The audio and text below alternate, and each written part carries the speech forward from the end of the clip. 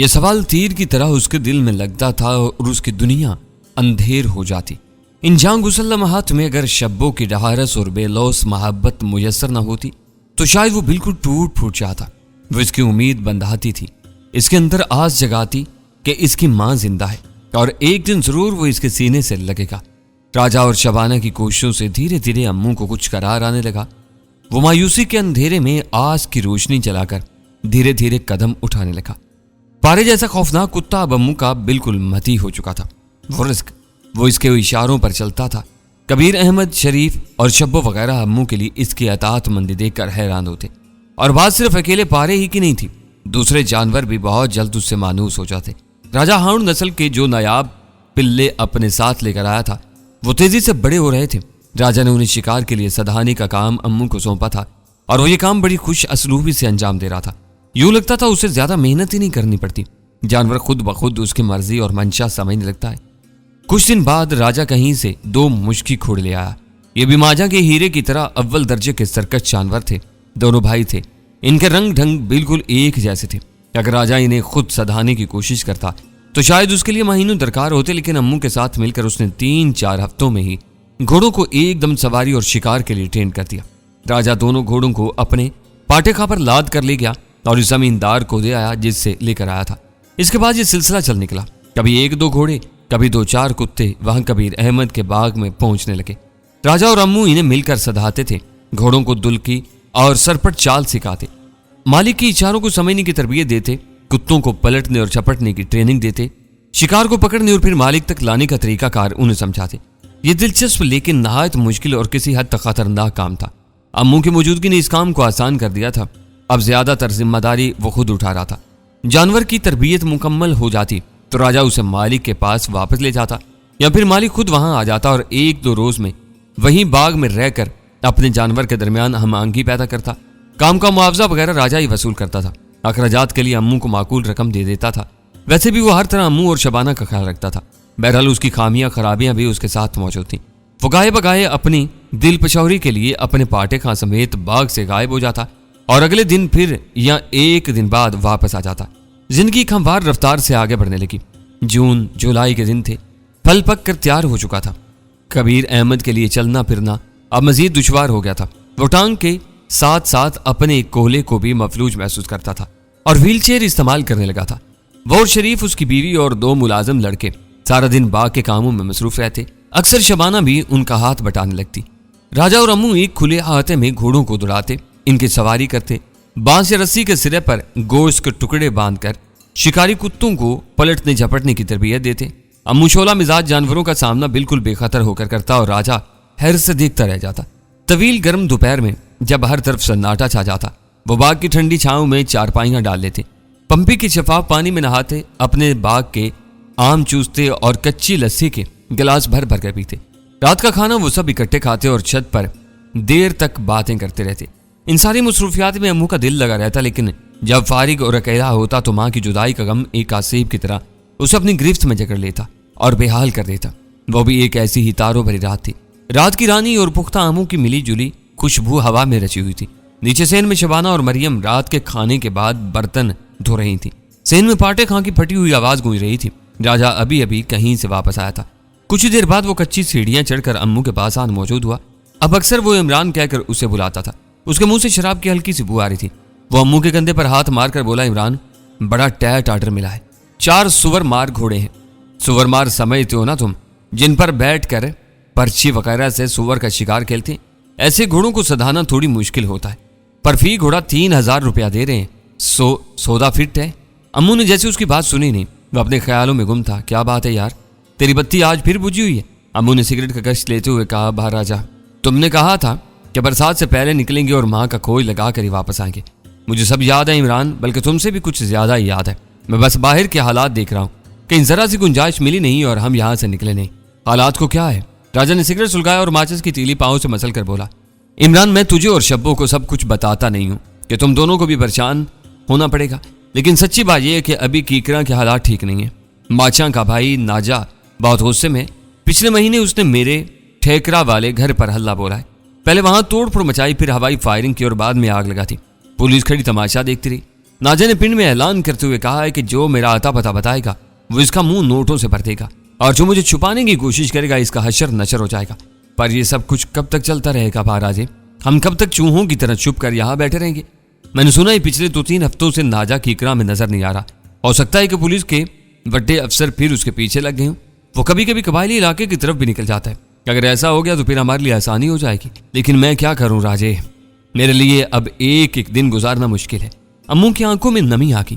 राजा ने सिगरेट के 2 तवील कच लिए और अपनी तेज तीखी नाक से धुआं छोड़ते हुए बोला, इमरान मैं तो तुझे फिर वही राय दूंगा, तू शब्बों से 2 बोल पढ़वा ले। ये दुनिया एकदम कंडम है यार, कल के लिए इस पर बिल्कुल एतबार नहीं करना चाहिए। जो कुछ आज मिल रहा है वो ले लेना चाहिए। देख वो तुझे चाहती है और तू इस पर मरता है। तुम दोनों के दरमियान कोई रुकावट नहीं है, बस एक मौलवी साहब की लोड़ है और 2 गवाहों की। पर भाई राजे वो इस तरह नहीं मानती। मैंने 2-3 दफा बात करके देखी है। ओए जरा टैट होकर बात कर, इसे समझा के यहाँ आने जाने वाले शक की नजर से देखते हैं। अगर निकाह हो जाएगा तो फिर किसी को शक करने की हिम्मत नहीं रहेगी। मैंने कहा है महाराजे, पर वो रोने लगती है, कहती है वो ठक्या क्या कहती है? कहती है मैं तुम्हारी हूँ और आखिरी साथ तक तुम्हारी ही रहूंगी। पर हमें इस तरह यहाँ शादी नहीं करनी चाहिए। लेकिन अगर कल खलां कोई और फड्डा पड़ गया तो? वो कहती है हमारी मोहब्बत सच्ची है, हमें कुछ नहीं होगा, हम जरूर मिलेंगे। ये 15-20 रोज की बात है। एक तवील गर्म दिन गुजर चुका था। मुलाजम लड़की ने अहाते में पानी का छिड़काव कर दिया था और मिट्टी के घड़ों में ताज़ा पानी भर दिया था। अम्मू कमरे में कुत्तों के लिए रातब तैयार करने में मसरूफ था। इसी दौरान में राजा के पाटे खां की आवाज आने लगी। कुछ ही देर बाद फाटक खुला और पाटे खां धुआं छोड़ता हुआ अंदर आ गया। खिलाफे मामूल राजा उसे सीधा बरामदे की आखिरी तारीख कोने में ले गया। पाटे खां के ऊपर तरपाल तनी हुई थी। इंजन बंद करने के बाद राजा नीचे आया और बरामदे की जहाजी साइज चिक नीचे गिरा थी। यूं लोडर मुकम्मल तौर पर नजर से ओझल हो गया। राजा पैसे कमाने के लिए हर तरह के काम कर लेता था। अम्मू ने अंदाजा लगाया कि शायद वो आज फिर कोई अफीम या चर्स किस्म की चाय लेकर आया है। इंडियन शराब का भी इम्कान हो सकता था। लेकिन थोड़ी देर बाद अम्मू ने एक अजीब बात नोट की। देव का हाउंड कुत्ता पारा मुसलसल शोर मचा रहा था। उसकी गुंजीली आवाज दरो दीवार को लरजा रही थी। पता नहीं ऐसा क्यों हो रहा था। कुछ देर बाद राजा उसके पास पहुंचा। अपने लंबे बाल पेशानी से हटाते हुए बोला, इमरान आज एक बड़ी टैट डील हुई है। इसकी आवाज में दबा जोश था और आंखों में सनसनी लहरें ले रही थी। कुछ बताओगे तो पता चलेगा ना, ये बताने वाली नहीं दिखाने वाली चीज है। राजा ने सरगोशी की और अम्मू को साथ लेकर कहा। रातब तकरीबन तैयार हो चुका था। अम्मू ने हाथ धोए और राजा के साथ हो लिया। अब शाम गहरी हो गई थी। अंधेरा फैल गया था। कबीर अहमद की तबीयत ठीक नहीं थी। वो दवा खाकर पिछवाड़े के बागीचे में सोया हुआ था। राजा ने शरीफ के कमरे से फालतू लालटेन ली और बरामदे की तरफ आ गया। तलवील बरामदे के आखिरी गोशे में सरकंडे की चिक्कों के पीछे पाटे खान खड़ा था। उसके ऊपर तरवाल इस तरह तना हुआ था कि वो चारों तरफ से ढक गया था। सेन की तरफ से पारे की आवाजें मुसलसल सुनाई दे रही थी। अम्मू की छठी हिस्स भी जैसे कुछ मुबहम इशारे दे रही थी। पा राजा क्या चक्कर है? अम्मू ने पूछा। राजा ने लालटेन अम्मू को थमाई और तरपाल के तस्मे खोलकर इसे पिछली तरफ से दाएं बाएं हटा दिया। अम्मू भोज कर रह गया। इसे अपनी निगाहों पर भरोसा नहीं हुआ। लोडर के अंदर एक बड़ा आहिनी पिंजरा रखा था और इसमें 2 आंखें चमकती हुई दिखाई दे रही थी। ये किसी कुत्ते या दूसरे पालतू जानवर की आंखें नहीं थी। ये एक धारीदार शेर था। वो अपने कानों को चौकन्ने अंदाज में हरकत दे रहा था और सीधा इन दोनों की तरफ देख रहा था, जैसे हमला करने के लिए बस एक नादीदा इशारे का मुंतजिर हो। वो एक जवान शेर था। अभी उसका जिस्म पूरी तरह भरा नहीं था, फिर भी उसकी दीद लर्जा तारी करती थी। राजा ने तरपाल फिर बराबर कर दिया और अम्मू को लेकर वापस आते में आ गया। ये कहाँ से लेकर आए हो भा राजा? अम्मू ने लर्जा आवाज में पूछा। बस ले आया हूँ और ज्यादा डरने की लोड़ नहीं। ये बिल्कुल ही अनट्रेन नहीं है, थोड़ा बहुत सिखाया हुआ है। जो कसर रह गई है वो हम 2-4 हफ्तों में पूरी कर देंगे। कुत्ते के 50 पिल्ले सधाने से इतने पैसे नहीं मिलते जितने से अकेले के मिल जाएंगे। पूरे 40,000 में बात हुई है। पर भा राजा ये तो बड़ा खतरनाक काम है। मैंने तो इससे पहले चिड़ियाघर से बाहर शेर देखा ही नहीं, लेकिन मैंने तो देखा है ना। तो घबरा मत, हम दोनों साथ होंगे तो ये सारा काम एकदम हलवा हो जाएगा। सिर्फ 3-4 हफ्ते में 40,000 रुपए। यार इमरान ये थोड़ी रकम तो नहीं है। उसने अपनी खुशगुफ्तारी से इमरान को चुप करवा दिया। इमरान अब इतना ना समझ नहीं रहा था। उसे मालूम था कि राजा इसे जो कुछ बताता है इससे कहीं ज्यादा कमाता है। इसके अलावा वो कभी कभी कोई नाजायज फेरा भी लगा लेता था। इसके पास काफी पैसे आए थे, लेकिन ये पैसे उसके पास टिकते नहीं थे। वो इन्हें शराब और औरत वगैरह पर उड़ा देता था। जहां तक जानवरों को सधाने का ताल्लुक था, ये काम भी ज्यादातर अम्मू ही को करना पड़ता था। राजा ने उसे शुरू में चंद बुनियादी बातें बताई थी। इसके बाद उसने सारा बोझ अम्मू पर ही डाल दिया था और अम्मू को कोई शिकवा नहीं था। वो जानता था कि जो काम भा राजा 2 महीने में करेगा वो खुद 15 दिन में कर लेगा। हैरानकुन तौर पर जानवर उससे गैर मामूली उनस महसूस करते थे और वो भी उनसे वाबस्तगी महसूस करने लगता। लेकिन ये शेर वाला काम उसे वाकई पुरखतर महसूस हो रहा था। एक अजीब ही बेचैनी उसके रगे पैर में फैल गई थी। अगले रोज तक कबीर अहमद, शरीफ, उसकी बीवी और शब्बो को भी मालूम हो चुका था कि राजा किसी सर्कस के मालिक से एक नर शेर लेकर यहाँ आया है और उसे सधाना चाहता है। राजा का दावा था कि वो 2-2.5 साल पहले भी एक ऐसे शेर को ट्रेनिंग दे चुका है। शब्बो को जब ये सारी बात पता चली तो रोहानसी होगी। उसने अम्मू से कहा, इमरान, तुम्हारी ये काम किसी दिन मेरी जान ले लेंगे। राजा जो कहता है तुम करते चले जाते हो। अब बात खतरनाक घोड़ों और कुत्तों से आगे बढ़कर शेर तक जा पहुंची है। रात भर सोचने के बाद अब अम्मू के अंदर खौफ की जगह एक अजीब सी तरंग जाग उठी थी। पिछले चंद महीनों में उसके एतमाद में बेपनाह इजाफा हुआ था। वो जानता था कि उसके अंदर कुछ खास है। अब वो इस खास को एक जंगली दरिंदे के सामने आजमाना चाहता था। इस नए काम के लिए बाग के कुशादा गोदाम को रिंग की शक्ल दी गई। राजा ने धारीदार शेर को जरा सुस्त और ढीला करने के लिए उसे गोश्त के टुकड़ों पर कोई दवा लगाकर खिलाई थी। मजीद एहतियात के तौर पर उसके गले में 2 मजबूत रस्सियां डाल दी गई ताकि अगर वो बिफरे तो उसे दोनों तरफ से खींच कर कंट्रोल किया जा सके। पहले रोज अम्मू को कुछ खतरा महसूस हुआ, लेकिन फिर हालात हैरान कुन तेजी से बदलते चले गए। राजा और उसका मुआवन साथी भी शिश्त रह गए। खूनखार खसलत वाला रॉयल बंगला टाइगर बड़ी तेजी से अम्मू से मानूस होता चला गया। गालिबन इस सारी सूरत हाल में इस बेपनाह एतमाद को बेदखल था जो पिछले चंद माह से मुसलसल अम्मू के अंदर पैदा हुआ था। 5-6 रोज में नौबत यहाँ तक पहुंच गई कि अम्मू ने कई एहतियाती तदाबीर तर्क कर दी और कई बार अकेला ही जानवर के सामने जाने लगा। राजा बहुत खुश था। उसे यकीन हो गया कि वो 4-5 महीनों वाला काम बस 2-2.5 माह में मुकम्मल कर लेंगे। इन्हें बस 2 अहम मराहिल मुकम्मल करने थे। शेर को एक बड़े आईनी कड़े में से गुजरने पर आमादा करना और जस्त लगाकर एक 4 फुट ऊंची रुकावट को पार करना। एक रोज तरबियत के दौरान भी टाइगर ने राजा के मुआवन नजीर को पंजा मारा और बाजू पर से उसकी खाल उधेड़ दी। इस रोज के बाद राजा और नजीर मजीद पीछे हट गए और अम्मू की जिम्मेदारी मजीद बढ़ गई। कुत्ते की नायाब नस्ल सलूकी हाउंड के पिल्ले भी अब बड़े हो चुके थे। अम्मू उनकी तरबियत भी तनदही से कर रहा था। 9-10 हफ्ते ही में टाइगर वाली जिम्मेदारी तकरीबन पूरी होगी। इस दौरान में सर्कस का मालिक जान मोहम्मद 2-3 बार अपने जानवर को देखने भी आया। वो छोटी दाढ़ी वाला एक मिलनसार और खलीक शख्स नजर आता था। बहरहाल इमरान की कभी उससे मुलाकात नहीं हुई। इससे हर तरह की डील राजा ही करता था। जान मोहम्मद के साथ पेंट शर्ट वाली खूबरू लड़की भी होती थी। पता चला कि वो उसकी भतीजी है। राजा जान मोहम्मद के अलावा इसकी भतीजी से भी खूब हंस कर बातें करता था। वो लोग भी राजा को गैर मामूली अहमियत देते थे। इनके नजदीक तो टाइगर को सधाने वाली सारी फनकारी राजा ही की थी। जब बंगला टाइगर को जान मोहम्मद साहब के साथ रवाना किया गया तो राजा खुद भी साथ ही गया और 3-4 रोज तक खुशाब में जान मोहम्मद की मेहमान नवाजी का लुत्फ उठाकर वापस आया। आते हुए वो खुशाब ही से 4-5 तरबियत याफ्ता कुत्तों की फरोख्त का आर्डर भी पकड़ लाया था। अंदाजा हो रहा था कि यहाँ उसका काम चल निकला। कबीर अहमद अब बीमार रहने लगा था। बाकी ज्यादातर जिम्मेदारी शरीफ और उसकी फैमिली पर आ पहुंची थी। एक रोज अब राजा अपने फाटे खां के नए टाट डलवाने और उसकी नोक पलक ठीक करवाने खुशाब गया हुआ था। इमरान और शरीफ पिछवाड़े की फुलवारी में आ बैठे। वो अभी एक जख्मी कुत्ते के मरहम पट्टी से फारिग हुए थे और अब नवंबर की आखिरी सपहरों में से एक सपहर की सुनहरी धूप का लुत्फ उठाना चाह रहे थे। गुफ्तगू के दौरान में शरीफ ने इमरान से पूछा, सुना है टाइगर वाले काम के लिए राजा ने तुम्हें कोई इनाम शनाम भी दिया है? हाँ, मुझे और शब्बों को 2-2 नए जोड़े सिलवा कर दिए। 3000 रुपया नकद भी दिया है। 3000? शरीफ ने पूछा। इमरान ने इस बात में सर हिला। शरीफ कुछ देर खामोश रहा, फिर धीमे अंदाज में बोला, सुना है उसने खुद तो काफी पैसे लिए, शायद 60-70 हजार रुपया और ऊपर का खर्चा उसके अलावा है। 60-70 हजार के हिंसे ने इमरान को भी थोड़ा सा चौंकाया, लेकिन उसने अपने अंदरूनी एहसासात को चेहरे पर नहीं आने दिया। वो नॉर्मल लहजे में बोला, चलो कोई बात नहीं, अपना वक्त ठीक गुजर रहा है। शरीफ बोला, मुझे पता चला है कि जान साहब की भतीजी नीलम भी राजा के चक्कर में है आजकल, इसीलिए राजा भी खुशाब के चक्कर लगा रहा है। पिछले हफ्ते जब जान मोहम्मद साहब शेर लेने आए थे तो नीलम ने शेर के साथ राजा की कई तस्वीरें भी उतारी थी। वो तो राजा ही को मास्टर समझती है ना। और बात सिर्फ इस लड़की की नहीं, और भी बहुत से लोग राजा को बाकमाल फनकार समझते हैं। ये तो बस हम 2-4 बंदों को पता है ना कि असल फनकार कौन है। चलो, मैंने कौन सा तमगा लगवाना है? अगर महाराजे की इज्जत बन रही है तो समझो हमारी बन रही है। शरीफ मजीद कुछ कहना चाहता था, लेकिन इमरान की गैर दिलचस्पी देखकर खामोश रहा। इमरान खुले दिल का मालिक था। वैसे भी वो राजा को अपना मोहसिन और सरप्रस्त समझता था। उसका ख्याल था कि भा राजा जो कर रहा है सही कर रहा है। राजा पहले से अच्छा लिबास पहनने लगा था। पहले वो हफ्ते में 1 रात बाहर गुजारता था, अब 2-3 रातें बाहर गुजारने लगा था। अब वो अपने देरीना साथी पाटे खां को भी फरोख्त करना चाह रहा था। इसका ख्याल था कि इस पुराने लोडर की जगह कोई और अच्छी गाड़ी ले जाए।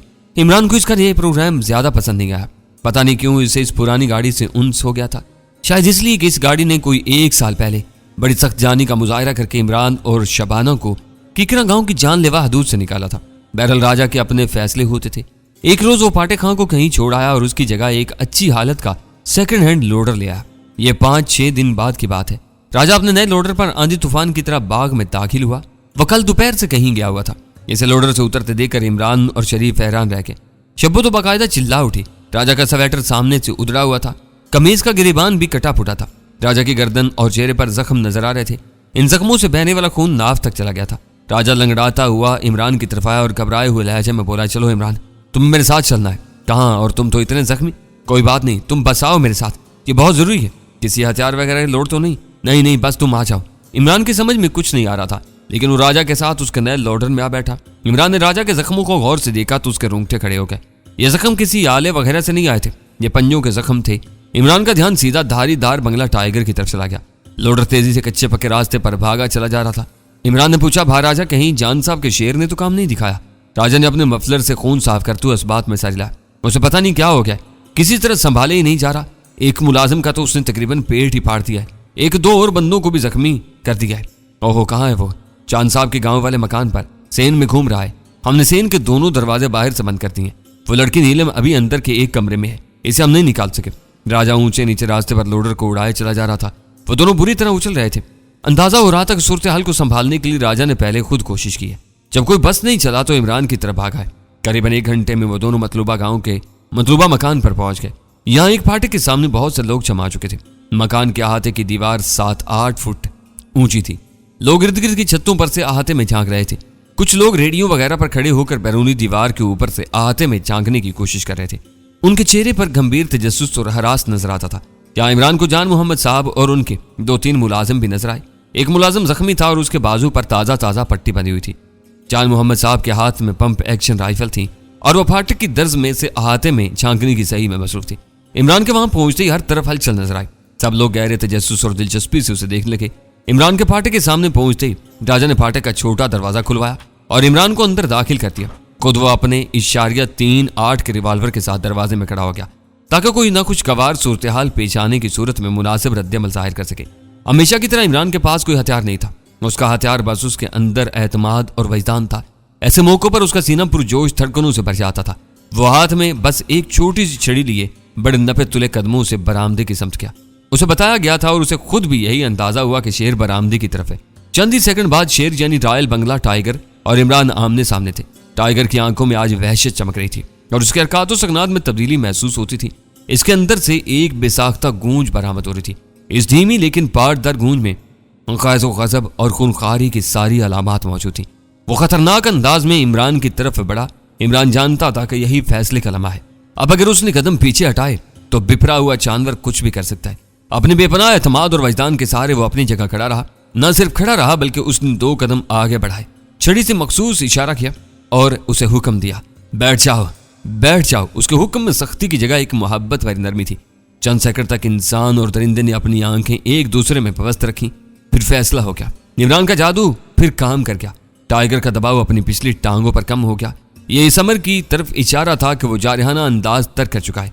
चंद सेकंड बाद उसके आगे को उठे हुए कान नॉर्मल हालत में हो गए। इमरान ने उसे छड़ी के इशारे से चंद कदम पीछे हटाया। पितलेरे से उसके गले में बाहें डाल दी। वह उसके सीने से अपना सर रगड़ने लगा। इमरान उसे पुचकारता हुआ उसके आईनी पिंजरे की तरफ ले गया। किसी अंदरूनी कमरे से नीलम की चिल्लाने की आवाज सुनाई थी। टाइगर को पिंजरे में बंद करने के बाद इमरान नीलम की तरफ मुतवज्जा हुआ। यूं लगता था कि वो बेहोश होने के करीब है। जब उसने खिड़की में से देखा कि जानवर दोबारा पिंजरे में जा चुका है तो उसने दरवाजे की कुंडी गिराई और भागती हुई सीढ़ियां चढ़ने के बाद किसी तरफ ओचल होगी। बदहवासी में उसे यह ख्याल भी नहीं रहा कि वो अपना कमरा एक अजनबी के सामने खुला छोड़े जा रही है। वो अपनी रेशमी नाइटी में भागी थी। उसके शानदार पलंग पर उसका लिबास बिखरा हुआ था और ज्यादा हैरानी की बात यह थी कि एक तरफ मेज पर एक मर्दाना कोट भी पड़ा हुआ था। इमरान के लिए इस कोट को पहचानना बिल्कुल मुश्किल नहीं था। यह राजा का कोट था। यह बात साबित हो रही थी कि शेर वाला वाकया पेश आने से पहले राजा इसी शहरी लड़की के साथ यहाँ इस कमरे में मौजूद था। इसी दौरान में राजा भी भागता वो वहां पहुंच गया और सबसे पहले उसने अपना कोट ही इस कमरे में से निकाला। इमरान की महारत और दलेरी ने मौका पर मौजूद लोगों को अशिश करने पर मजबूर कर दिया। चांद मोहम्मद साहब ने इमरान की तरफ इशारा करते हुए राजा से पूछा, ये वही लड़का है ना जो वहां तुम्हारे पास कुत्तों का रातब वगैरह बनाता है? जी हाँ, राजा हकलाया। इसके अलावा ये जानवरों की सिखाई में भी मेरा हाथ बटाता है। बड़ा गुण है जी इसके हाथ में। जान मोहम्मद साहब गहरी नजरों से कभी राजा और कभी इमरान की तरफ देखने लगते। वो एक जहांदीदा जीरक शख्स थे। इन्हें यह बात समझ में आ रही थी कि यहाँ पसे पर्दा भी कुछ है। टाइगर के बारे में पता चला कि पिछले 2 दिन से इसकी तबीयत में इश्ताल मौजूद था। सुबह तजर्बाकार मुलाजिम गुलाम रसूल उसके पिंजरे की सफाई करना चाहता था।